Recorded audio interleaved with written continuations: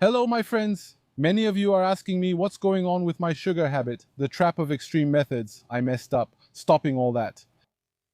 Well, so that no one boasts, and I'm telling you in very clear terms, I failed. I completely failed.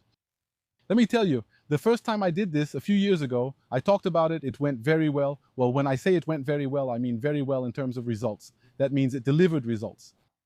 I lost about 10 kilos in, I don't know, I don't remember exactly, in 4 or 5 months. I was feeling good. I even started buying smaller clothes. They fit me better. I was impressed when I looked at my old clothes. I felt better in my own skin. I had more energy. I was running up the stairs and all that. So things were getting better. And everyone, people who didn't see me for a long time and then met me would say, wow, you've lost so much weight. You see, there was that effect. Okay.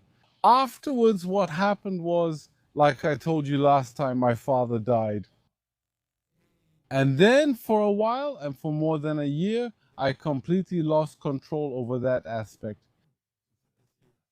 That means I went back to sugar and sugary drinks, which once again started to make up a large part of my calorie intake.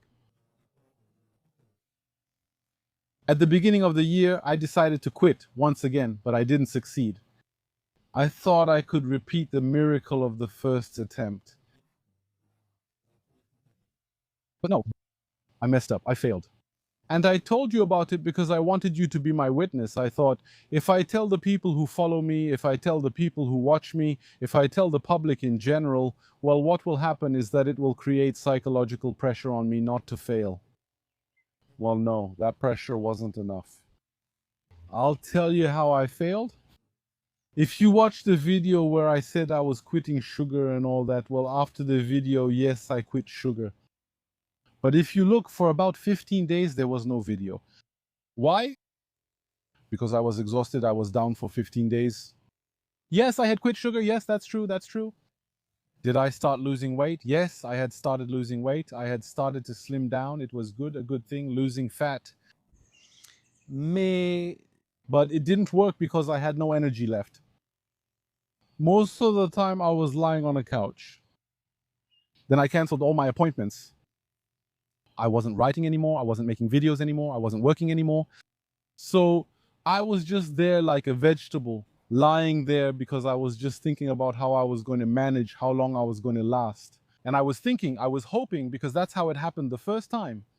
The first time, after a while, I can't quantify it today, the need to consume sugar just disappeared on its own. It was gone. I didn't have that need anymore. But the second time, unfortunately, no, that wasn't the case. I can tell you that 15 days later, the need was still there, just as strong. So the time came when I literally started to face professional obligations. I was telling myself, either you work, or you just stay there, lying around like a vegetable with almost no energy. And so I relapsed. That's it. I relapsed. That doesn't mean I relapsed for good. No. I'd really like to be able to get out of it. I'd really like to be able to get things under control again. But for now, no. For now, I'm not there yet. So, to answer your question, it's rare that I personally see that on social media. On social media, there's always an emphasis. They always emphasize the positive outcomes. On social media, they'll always show you, look, it's great, it's good, success, achievement, all that stuff. And I don't like to project that image. Do you know why? Because yes, I succeed at some things, but I fail at others. And I need to share my failures with you, like this one. I don't even have an explanation or an excuse. I failed. I really failed. But why am I sharing this with you? Because it's important. You shouldn't, because it's when you see people who only show their successes and hide their failures, it can maybe become dehumanizing in a way. And it can even get you down. Because then you have an unrealistic view of life. Because later in life, you tell yourself, you see them, you look at people online, it could be me or others. You say you see them, everything they touch turns out well, everything they touch works on the first try, things are going great for them. And me, well, I mess up, I don't succeed. Well, no. Welcome to the club, okay? We're all the same. I'll even go further. Those who show you on social media, whether it's here or on Instagram or Facebook or elsewhere, those who only show a veneer of success, of happiness, all that, they're lying to you. I'm sorry. Everyone has problems, everyone has failures, everyone has uncertainties, has difficult phases in life. And I think that if we set the bar, you see, if we set the bar realistically where it should be set, well, we have better expectations of life. We have very consistent expectations. We have balanced expectations. And we're less likely to fail, if you will. Not only are we more likely to succeed at what we take on, but even when we fail, we don't end up on our knees. Because we tell ourselves it's normal. Failure, yes, failure is normal. You see? So what I'm going to do when it comes to sugar, well, I'm going to try again. Whatever I do, I'm going to try again. So what I'll do is maybe lower my expectations. Instead of telling myself like I did last time, I'm cutting it out completely, 0 sugar, that's it, and then crashing. No, what I'll do is cut back. I'll just reduce the amount. I'll tell myself, okay, I'll consume less. So what I'm going to do now, lately, what I'm realizing is that I'm counting how much I'm consuming. That's it, how much I consume of this or that. I just want to know without limiting myself. I want an overview, an audit, if you will. Once I have that audit, okay, well, next month we'll cut 30%. You see, 30%, it's okay. It's not the end of the world. Then we'll do another audit next month. I remove some more, and so on. You see, it will take me longer to reach the same goal.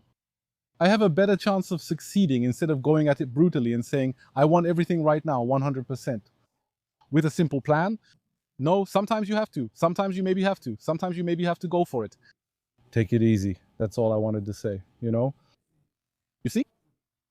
For example, I write books. How many have I written? I don't know, maybe 15 or 16. I'm not going to count. Escrologie, I'm in the process of translating it into Spanish. I've got a guy who's been working on it for about 6 weeks, 2 months. He'll be done soon. Finished in April, so it'll be released in Spanish. I told you, not many Spaniards follow me, just so you know. But, you know, if I look on my computer, just like I have 15 published books, I must have, I don't know, I couldn't really tell you the exact number.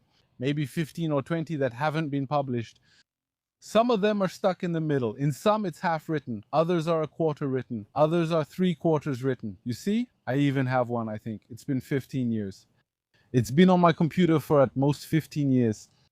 I don't lose files, so I'm very good at that. I organize them, etc., so I don't lose them. It hasn't been the same computer for 15 years, but it failed. It's at 75%. That means that potentially I can take it now and then finish it in a few weeks and release it. But no, this book failed. There you go. It could be great and people might love it. There you go. It's a failure. But wait, I'm still alive. I once knew an old man. He was 80 years old. His name was Marcel. I would ask, Marcel, do you speak English?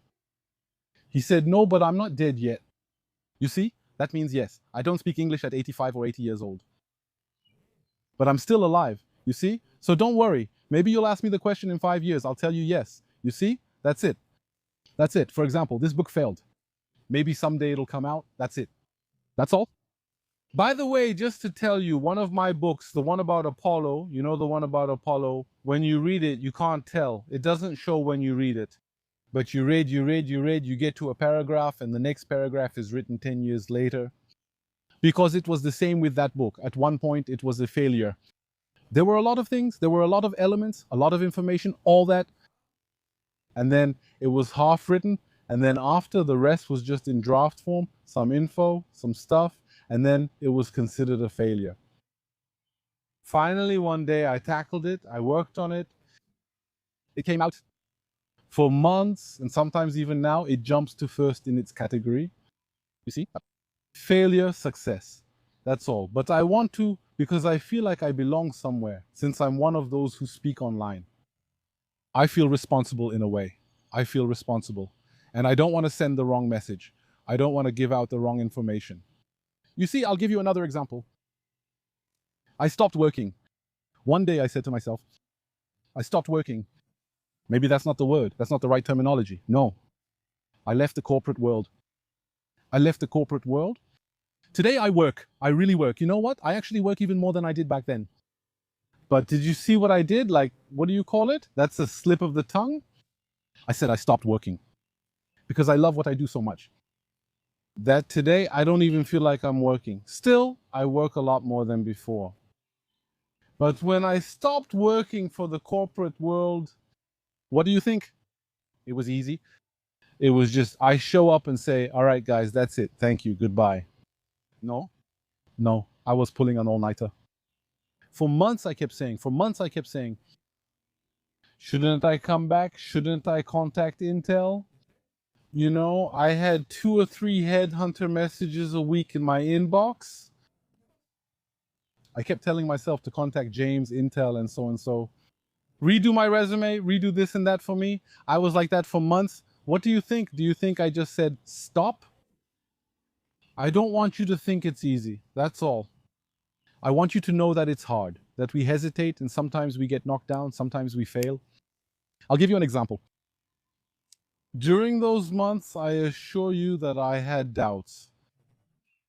I was telling myself, stop everything. Contact either Intel or Intel. Set up 2 or 3 job interviews for me, like you know how. And then, bam, you sign a contract, and there you go. You have a badge, you have a laptop. You met Claudia from Human Resources. For some reason, I picture all HR women named Claudia with big glasses and a badge. I don't know why. They're not all like that, but that's the image I have stuck in my head. Actually, do you know what I did? Do you know what I did? I went on LinkedIn. I assure you. My LinkedIn, I had spent years building it up piece by piece. Exactly, because that's where most of the headhunters would come. And do you know what I did? I was like that for almost a year. One of the most vulgar guys on LinkedIn. Vulgar, I'm telling you. I was writing posts. Sometimes I was making posts. I have thousands of followers and connections in my network. I used to post sometimes but got no likes or interaction. Do you know why? They had all seen them, but no one dared to comment or like. They don't dare. They're afraid. Those were posts where if you just liked them, you'd get fired from your job. Why did I do it? In your opinion, why did I do it? Some people guessed. To burn it. To burn the posts. There you go. I didn't want to go back.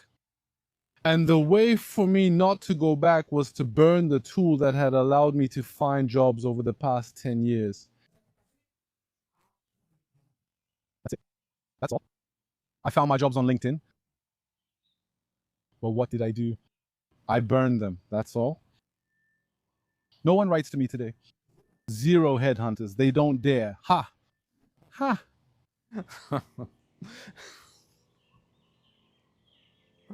You see? Yeah, life isn't simple. What do you think? It's just nonsense. I have an uncle who always says that. This isn't nonsense. These are serious things.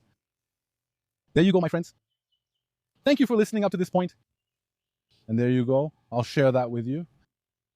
Okay? And then I will try. I will try to stop eating sugar, but well, reduce. Reduce sugar, and I will tell you what I think about it. In the next video, maybe, I will tell you. You know that I left the United Kingdom a year ago. Time flies. Did you see? Time flies. I left the United Kingdom a year ago already. We should do a little review. What works, what doesn't, what's good or bad, the whole thing. There you go, my friends. I really like these plants. I don't dare touch them. I'm really bad, you know. I'm really bad when it comes to botany and all that because I don't really dare to touch them. Especially don't touch the flowers, the leaves, especially in countries you don't know. Here, I'm in the tropics. You don't want to know. This one, maybe it's just a pretty yellow flower like that, right? It could be fine. Or maybe if you touch it, you drop dead in 3 minutes. You see? So I prefer not to touch. You know, I was born and raised in a city. I can recognize parsley. I can recognize mint, you see, but don't push me further. That's it. I still know a potato, a carrot, and all that. But really, don't push too much. Don't push it too far, you know? That's it. Thank you. Thank you, my friends. See you in the next one. I feel relieved. You know, I started this video. Honestly, I felt like I was with the cops, you know? Because you see, it's not easy. Because after all, we're human. I realize that. At the same time as you. At the same time, it's easy to come and announce, I succeeded at this thing, you know, like on LinkedIn. I succeeded. But at the same time, when you take a hit, it's hard. It's hard to come and say it. You see, well, it's better not to, you know. But no, but I think it's a duty. We have a duty to share. We have a duty to share the good and the bad things. It's essential. And that's how each person realigns themselves. Each person puts their expectations in the right place at the right time. That's all. There you go. That's important. Okay, I won't touch this flower. See you in the next video. See you very soon.